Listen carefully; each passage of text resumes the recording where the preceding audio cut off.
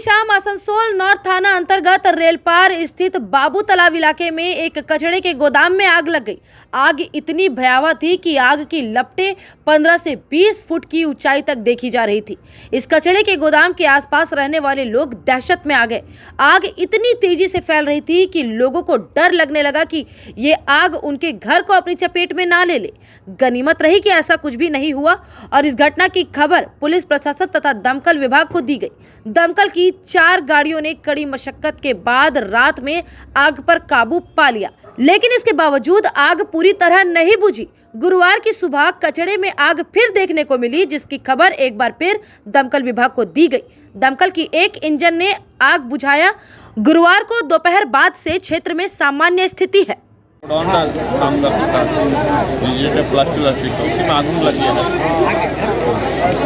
किस तरह से कुछ पता चलता है? कारण समझ में नहीं आ रहा है, लेकिन आग बहुत जबरदस्त है। देखा जाए हुई आग बुझाने के बाद क्या इन्वेस्टिगेशन से वो निकलता है, कैसे आग लगा।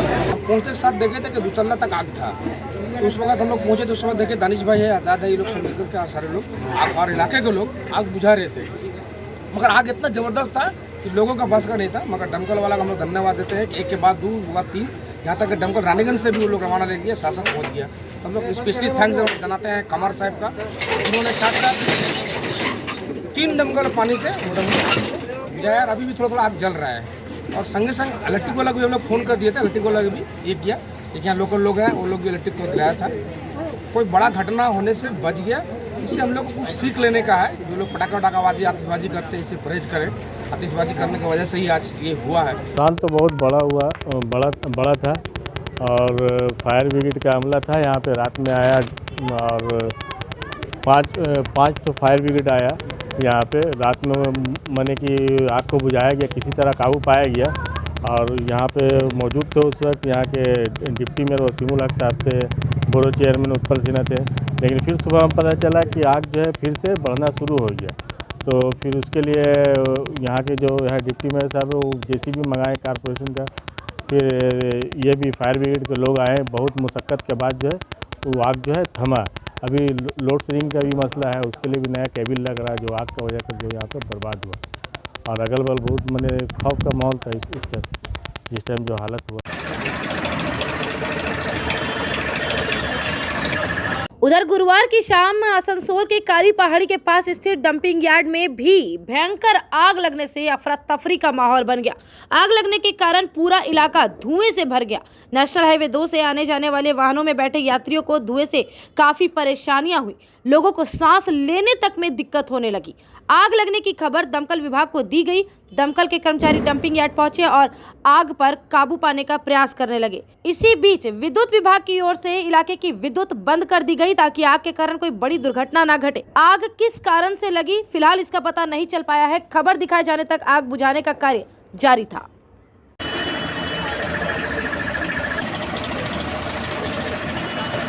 আগে দূর থেকে লাগান যাও দিকে ওদিক থেকে এসেছে এদিকে। কি জিনিস আছে এখানে? এখানে কোন কাঁচড়া আচ্ছা, কাঁচড়া আছে এই লাইনটার জন্য বুঝালো। আর কি করে লাগলো সেটা জানেন? না জানি না, আমরা তো এই সাইডে কাজ করছি। আচ্ছা, বলছি প্রায় তো আগুন আগেও তো লেগেছিল। আগের তো জানি না, এই আমাদের আসা 15 দিন হলো। এখন দমকল এখন কাজ করছে। দমকল কাজ করছে। কি নাম আপনার? Shibu Kumar.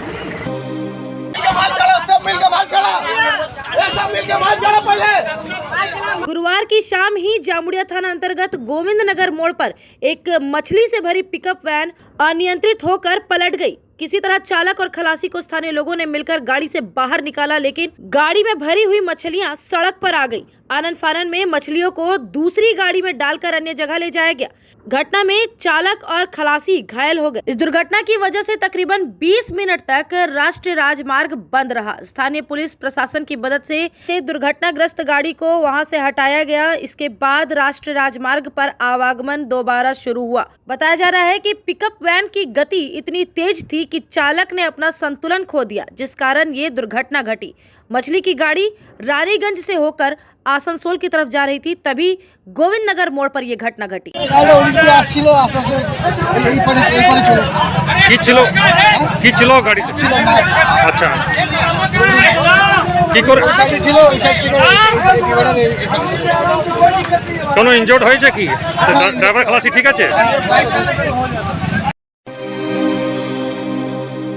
First time in Asansol, fully digitally coaching center, GR school, smart education, smart बच्चों की स्मार्ट पसंद। GR स्कूल जहां क्लास 1 से क्लास 12 तक के छात्र छात्राओं को उच्च शिक्षित अनुभवी शिक्षकों द्वारा उच्च तकनीक के माध्यम से सटीक ज्ञान प्रदान कराया जाता है। Math, physics, chemistry, bio, account, business study, Hindi, English सहित हर विषय की क्लास करें। साथ ही JEE mains, JEE advance, WBJE, JEXPO के क्लासेस भी कराए जाते हैं। हमारे यहाँ कमजोर बच्चों पर विशेष ध्यान दिया जाता है। 7 days class, monthly grand test लिया जाता है। उच्च क्वालिटी की लाइब्रेरी की सुविधा के अलावा सोशल एक्टिविटीज का भी आयोजन किया जाता है। तो अपने बच्चों के भविष्य संवारने के लिए आज ही नामांकन कराएं। नया बैच जल्द शुरू हो रहा है। GR school, ADDA KSTP, opposite Shubham park, Asansol 2।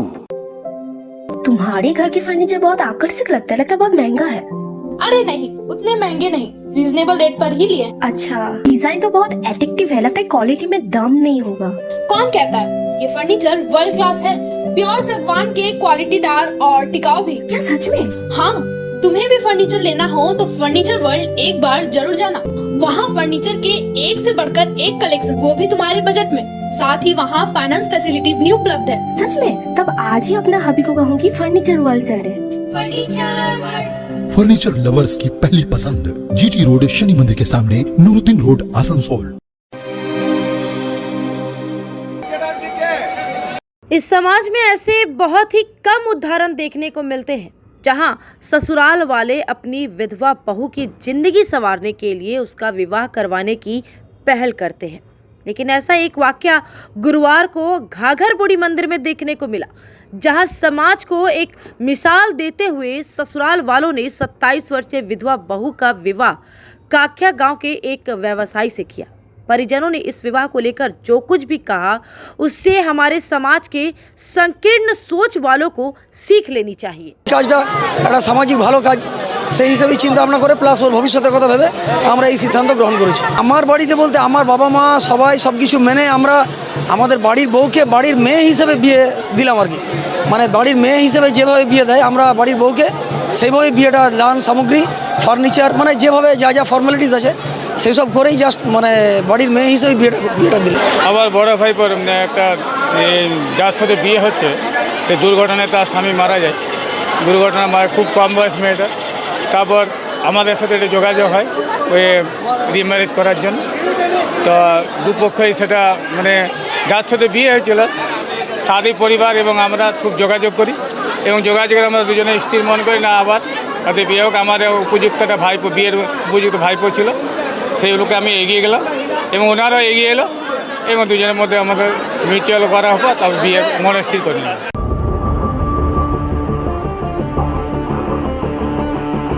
Asansol rail park के वार्ड नंबर 24 स्थित कसाई मोहल्ले के पास एक 11 वर्षीय बच्चे मोहम्मद साद के अपहरण के संदेह में स्थानीय लोगों ने एक महिला और एक पुरुष को पकड़कर स्थानीय जहांगीरी मोहल्ला फाड़ी पुलिस को सौंप दिया। मामले में संदेह की स्थिति तब उत्पन्न हो गई जब कुछ स्थानीय लोगों ने आरोपियों को अपहरण करता नहीं बल्कि भिखारी के रूप में शिनाख्त की, जो धनबाद से यहाँ लगभग 15 से 20 सालों से आते हैं। यहाँ तक कि 24 नंबर वार्ड की पार्षद फंसाबी आलिया ने भी आरोपी महिला और पुरुष के बारे में यही बात कही। बहुत ज़्यादा क्राउड एरिया है, भीड़ था, उधर से शायद टोटो आ रहा था और इधर से ये लोग जा रहे थे, बच्चे भी पढ़ने जा रहे हैं। अब भीड़ की वजह से हो सकता है मतलब टोटो उधर से है और इधर से ये जो भीख मांगते हैं वो लोग जा रहे थे, उधर से बच्चा भी है। भीड़ की वजह से बच्चा को पकड़ लिया है। बच्चा को पकड़ा है तो कि मैंने साइड करने के लिए, इनका जैसे कहना है। तो यही बात है, जो मिसअंडरस्टैंडिंग हुआ है उसके लिए मतलब लोगों का कहना है कि बच्चे को बोरा में भी भरा गया। एकदम गलत और झूठ बात है। सुनिए, सबसे पहले ये बात बता दें, यहाँ पर कोई दूर जगह नहीं है। सबसे बड़ी बात है कि ये वार्ड नंबर 24 ही में यहाँ पर प्रशासन का यहाँ पर है, पुलिस स्टेशन है। जो यहाँ के जो प्रशासन है उनको जितना भी हम लोग तारीफ करें कम है। हर वक्त दिन हो या रात, हर वक्त प्रशासन हम लोगों के साथ में रहते हैं। वो तो खुद लंगड़ा ऐसे करके चल रहा है, वो किसको लेके भागेगा रे बाबा। वो तो ऊपर से लोकल जो है वो लोग कह रहे कि हम लोग इसको जान रहे हैं, ये लोग तो यहाँ पर भीख मांगने के लिए आ रहे लोग। करीब 17-20 साल से हम लोग यहाँ जान रहे हैं। जो ये बात बोली बिल्कुल सही बात है। हम जिस टाइम हम लोग आए पूरा भीड़ लगा हुआ था, लोगों का कहना था कि दूर बच्चा चोर पकड़ाया है, लेकिन जब पूरा हम लोग यहाँ सब जगह मालूम कि पता किया तो 20 साल से भीख मांगता बेचारा। हर इलाका का आदमी बोला, दुकानदार बोला 20 साल से कोई ऐसा हरकत नहीं है, वो लोग भिखारी है। ये गलत फहमी में हो चुका था, आदमी समझ में नहीं आया, आदमी हवा उड़ा दिया, अफवाह उड़ा दिया, ये सब बिल्कुल गलत बात, वो लोग भिखारी है। वहीं मोहम्मद साद के पिता मोहम्मद शकील ने मीडिया के सामने 2 तरह की बातें कही, जिसमें पहले उन्होंने कहा कि उनके बेटे को 4 लोग अगवा करने की कोशिश कर रहे थे, जिनमें से एक ने बच्चे का मुंह बंद कर उसके अंडकोश दबा दिए। घटना के बाद जब लोग वहां जुटने लगे तो उस गिरोह के 2 लोग वहां से फरार हो गए। मोहम्मद शकील ने बताया कि ये बातें उनके बेटे ने कही है। 4 आदमी था, पकड़ लिया, पकड़ने के बाद जो है सो एक आदमी हाइड्रोसिल दबा दिया और बच्चा को लेके यहाँ लोग आया, यहाँ पर हम आए हैं। 4 आदमी था, अभी 2 आदमी है, 2 आदमी बोला भाग गया है। वो क्या करना चाह रहा था बच्चा को मतलब पकड़ लिया, मुंह दबा दिया, हाइड्रोसिल दबा दिया। वो क्या किडनैप कर रहा था? हाँ, किडनैप कर रहा था बच्चा। लेकिन असमंजस की स्थिति तब पैदा हो गई जब मोहम्मद शकील ने स्वयं कहा कि उन लोगों ने उनके बेटे को अगवा करने की कोशिश की, इसका कोई प्रमाण नहीं है, इसलिए उन्होंने इंसानियत के नाते पकड़े गए महिला और पुरुष के खिलाफ कोई कदम नहीं उठाया। बच्चा बोला था ऐसा कि मतलब हमको हाइड्रोसिल दबा दिया, हमको पकड़ लिया, लेकिन हम लोग तो नहीं जानते थे कि वो 20 साल से भीख मांगता है। लेकिन उसके प्रूफ में 2 आदमी आकर के बताया कि भाई हम लोग इनको जानते हैं, भीख मांगने आता है, 3 आदमी 4 आदमी मिल करके, तो प्रूफ दिया है। तो लोगों को कहने के मुताबिक से उसको बात को मानना पड़ेगा ना। बच्चा मान लीजिए बच्चा भी बोल रहा है तो बच्चा की बात को भी हम सुने, लेकिन अब वो जब प्रूफ मिल गया कि वो भिखारी है तो इसलिए उसको क्लियर कर दिया जाए, छोड़। इस पूरे प्रकरण में यह बात स्पष्ट नहीं हो पाई कि आखिर उन लोगों के साथ जो और 2 लोग थे वे मौके से क्यों भाग गए। आसनसोल के शीतला गांव के समीप नेशनल हाईवे 2 को जाम कर मजूरी ग्राम के लोगों ने विरोध प्रदर्शन किया। इलाके के लोगों की मांग है कि हाईवे पार करने के लिए क्षेत्र के पास एक ओवर ब्रिज बनाया जाए, ताकि सड़क पार करते समय कोई दुर्घटना ना घटे, क्योंकि यहाँ आए दिन लोग दुर्घटना का शिकार होते हैं, जिससे कई लोगों की जान भी जा चुकी है। लोग प्रशासन से ओवर ब्रिज बनाने की मांग कर रहे हैं, जिसके लिए उन्होंने नेशनल हाईवे 2 जाम कर दिया। खबर पाते ही आसनसोल नॉर्थ थाना पुलिस मौके पर पहुंचकर लोगों को समझा बुझाकर राष्ट्रीय राजमार्ग को जाम मुक्त करवाती है। बंद कर दीजिए, स्कूल আছে, দোকানদানি লোক আছে, তারপর আপনার মহল্লা আছে, এদিকে যাতায়াত আসা যাওয়া করে। আর মেন জিনিসটা হচ্ছে আমাদের এখান থেকে আপনার বড়দহটা কীভাবে নিয়ে যাব, বড়দহটা কি এরোপ্লেনে করে নিয়ে যাব, সেই জন্য মলয়দাকে বলা হচ্ছে যে এইভাবে এখানে একটা ওভারব্রিজ করার ব্যবস্থা করা।